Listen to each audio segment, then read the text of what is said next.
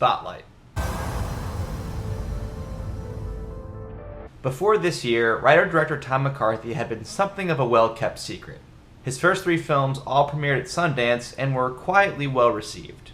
His debut, The Station Agent, and his follow-up, The Visitor, both got a lot of love from the Independent Spirit Awards, the BAFTA Awards, and the different Guild Awards, but not so much from the Academy or from the general public. This year, that changes, as McCarthy directed both a hardly publicized Adam Sandler movie and a Best Picture frontrunner. Spotlight tells the true story of the Boston Globe's eponymously titled investigative unit as they worked to uncover the Catholic priest child sex abuse scandal in 2002.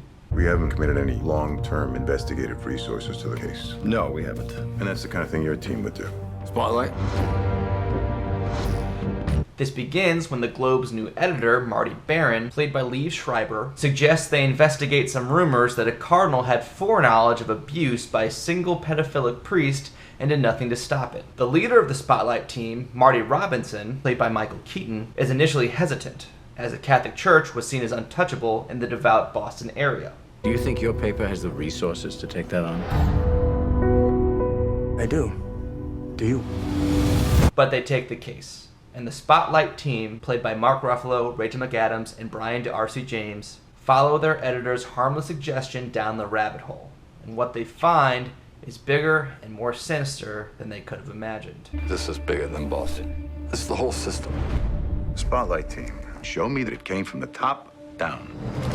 The first thing I noticed when watching Spotlight was how streamlined it is. The movie began and bam, you're right into the story. Maybe I was just expecting some dull moments because I wasn't confident that a movie about reporters would be completely captivating from start to finish. But I was wrong. The movie makes every moment count, and there's really no fat that it could trim. It's an extremely focused movie, and I applaud it for that. But there's so much focus in the plot, there isn't much room for characters. There are very few character moments, there isn't much time devoted to growth or arcs, and for the first half or so, the different members of the Spotlight team are indistinguishable. They're distinguishable in the sense that that's Mark Ruffalo and that's Rachel McAdams and that's the one that isn't Ruffalo or McAdams, but their personalities are interchangeable, for the first half at least. That said, one thing that's interesting is that what little journey the characters do go through is the same journey that the audience goes through.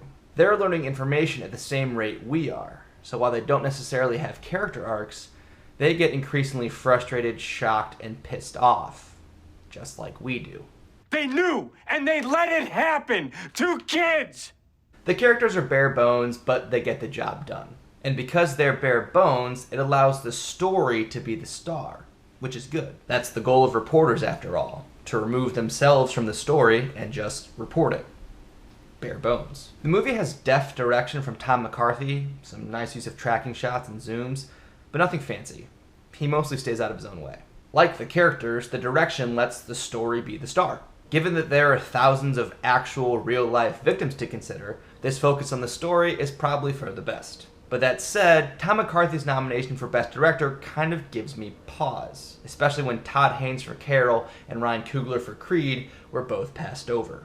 But what's really interesting is, as of this writing, Spotlight is seen as a serious contender for Best Picture, if not the favorite. And as I've said, the direction and performances, while very good, aren't spectacular. Spotlight is nominated for Best Editing, Best Original Screenplay, Best Supporting Actor and Actress, Best Director, and Best Picture.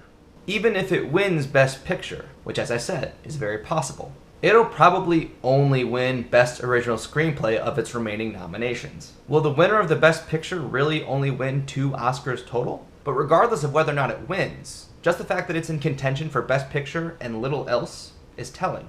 What this shows us is that Spotlight is more than the sum of its parts. That solid direction of a great screenplay, including good performances of decent characters, can all coalesce to form a really great movie. And I think it's safe to say that the secret's out on Tom McCarthy.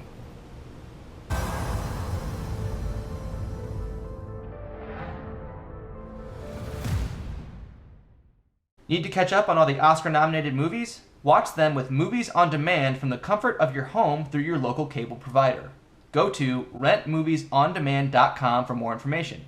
And while you're at it, you can win free Movies on Demand if you can predict the Oscars. Go to mod.moviesondemandpool.com and use the pool login information in the description below to join my personal Oscar prediction pool. But to win, you have to beat me. Good luck and happy Oscar season. Because I wasn't convinced.